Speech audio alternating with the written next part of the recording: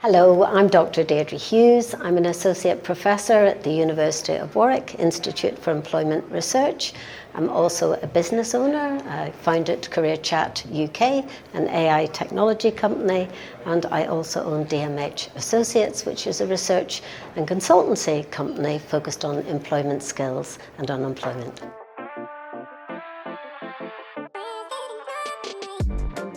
Well, the biggest barrier is that young people have lost their line of sight to opportunity.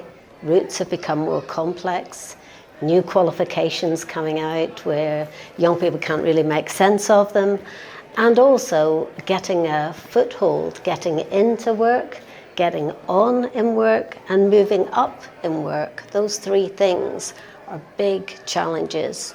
And the barriers are that young people's awareness of opportunities is just fuzzy, and it's a problem that needs to be fixed.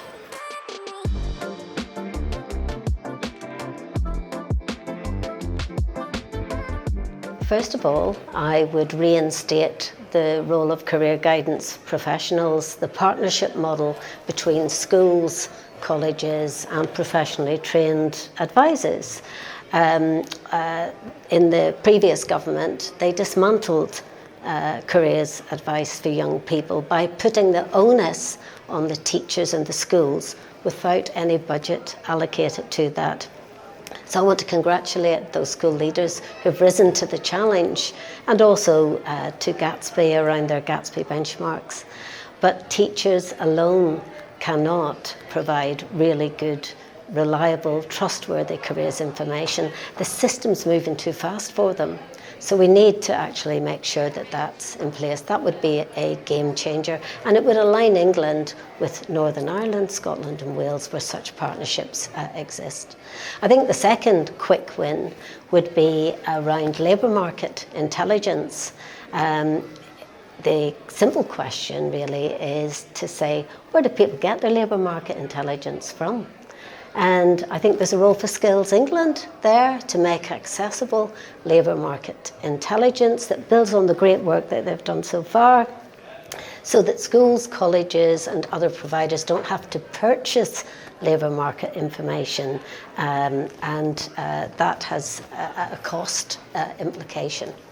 And if I'm allowed a third one as a quick win, a game changer, I would say to the Milburn team, actually go deep into these communities as you have been doing. But maybe, why not set up civic forums, which actually have young people at the heart of them, working with the police, the youth service, the career service, the health professionals, and actually focus on the local areas where actually that's where the majority of people do actually want to create a livelihood and a living that will actually sustain them throughout life.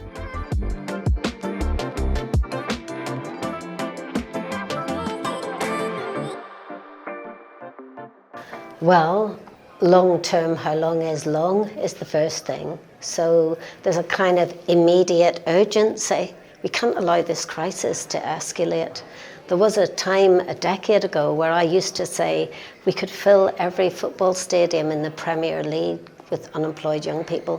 Now, we probably could fill not just every Premier League, but other leagues as well. So it's urgent crisis. So I think the first thing really now is to sort of think about, we can't have too much strategy. We need strategy, but strategy doesn't actually reach young people always when it comes to delivery. So I think there's two ways to look at it. One is strategically, what are the components that we can put in place? So we have DWP, DFE, Skills England, and we've great colleagues here at this collective. But I think what we need is we need to focus on, the Ministry of Justice, fund lots of initiatives for youth, the other departments, the DTI, others have got this interest in youth. So why not put the spotlight on at the strategic level across departmental, and maybe even, but if I could be so bold, to have a minister in the cabinet who actually is reporting on youth and how it's connecting. And then at the other end, the grassroots end, let's find ways where we can get the success stories out there, like Amy, who has had a lot of resilience and grit to actually overcome some of the barriers. And not everybody's got that.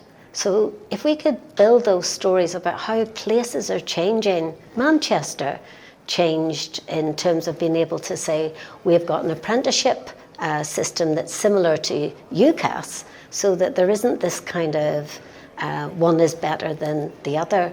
So let's harness initiatives where we actually put young people and their livelihoods, because at the end of the day, what ministers and officials and researchers like me, the bottom line is, if these young people can't create a livelihood, then our society is in major trouble going forward. We need to give them hope, we need to give them aspiration, role models, and let's have more community civic forums where there's a social responsibility to actually help these young people. We can do it, we just need to bring people around the table at the strategic level and at that sort of bottom up. And the middle, it will rise.